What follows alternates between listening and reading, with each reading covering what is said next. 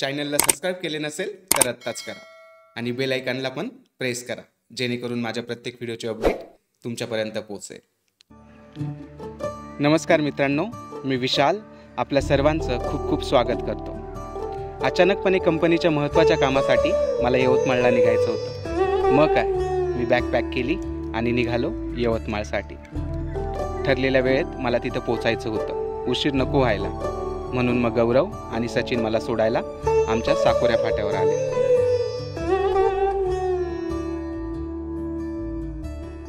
आणि लगेचच मला आपली हक्काची काळी पिवळी भेटली आणि मी निघालो नाशिकच्या दिशेने.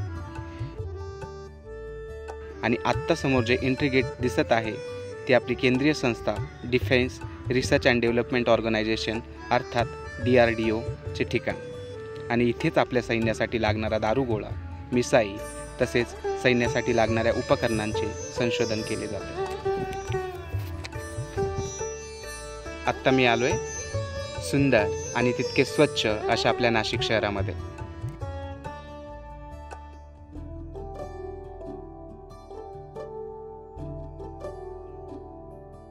आणि जे व्हायला नको तेच झालं.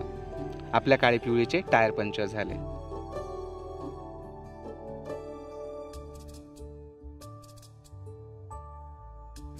आणि काही प्रवासी तर डायरेक्ट निघालेच. ड्रायव्हर प्रवाशांना विनंती करत होता की साहेब 5 मिनिट थांबा, परंतु आत्ताच्या या धावत्या युगामध्ये कोणाकडे कुठे इतका वेळ.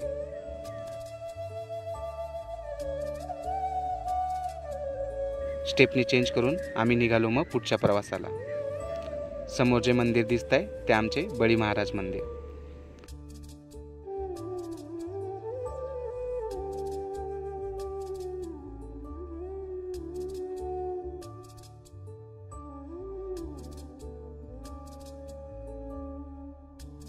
आत्ता मी पोहोचलो छत्रपती संभाजी रोड नाशिक ह्या ठिकाणी.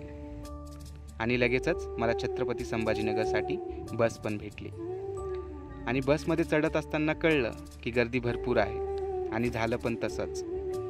कंडक्टरसोबत बोलल्यावर कळलं की येवल्यापर्यंतचा प्रवास हा उभ्यानेच करावा लागणार होता.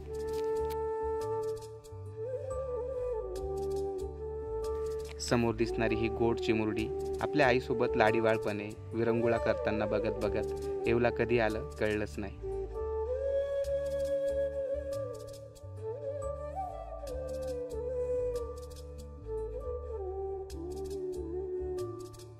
शहराबद्दल ओळख करून द्यायची म्हणजे इथली पैठणी महाराष्ट्रात तसेच भारतभर प्रसिद्ध आहे इतकं मात्र नक्की.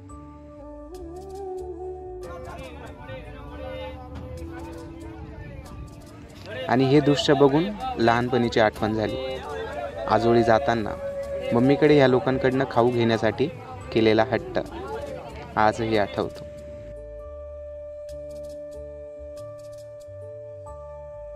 आणि येवल्यावरनं आत्ता निघालो छत्रपती संभाजीनगरच्या दिशेने.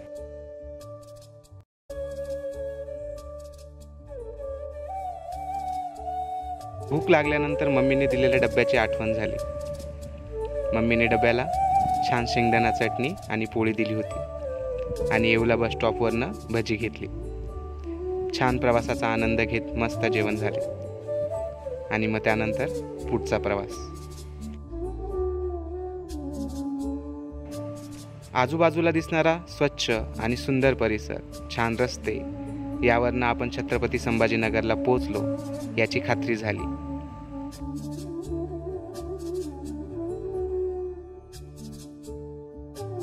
आणि हो, आत्ता मी आहे छत्रपती संभाजीनगरमध्ये.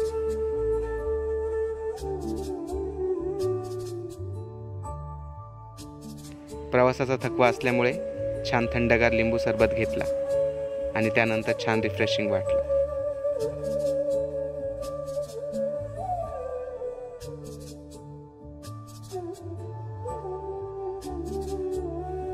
माझा ट्रॅव्हलचा टाइम रात्री 11चा होता. मग काय, तोपर्यंत छान फिरण्याचा आनंद घेतला.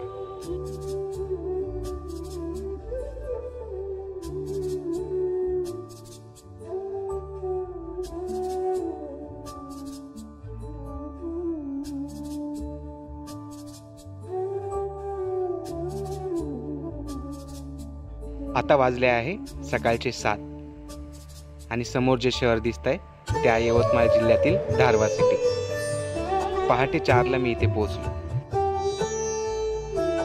यानंतर पण पुढे प्रवास करायचा होता, त्यामुळे छानपैकी पोहे आणि तरी रस्याचा आस्वाद घेतला आणि सोबतीला चहा.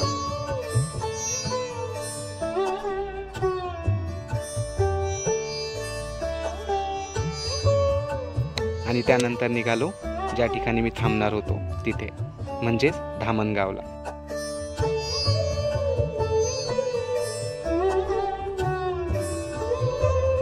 धामणगावचे प्रवेशद्वार बघूनच त्याबद्दल कुतूहल निर्माण झाले.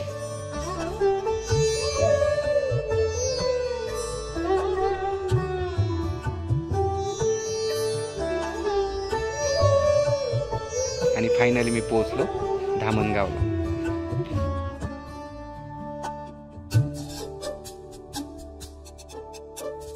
धामणगाव बद्दल सांगायचे झाले तर हे एक छोटेखानी गाव आहे, परंतु या ठिकाणी भगवान मुंगसाजी माऊलींचे एक विख्यात जागृत देवस्थान आहे. या ठिकाणी त्यांचंच एक मोठं मंदिर देखील आहे. पुढच्या व्हिडिओमध्ये मी नक्कीच दाखवण्याचा प्रयत्न करेन. आम्हाला लगेच फ्रेश होऊन कामावर निघायचं होतं, म्हणून मागे सर्व गडबड होती.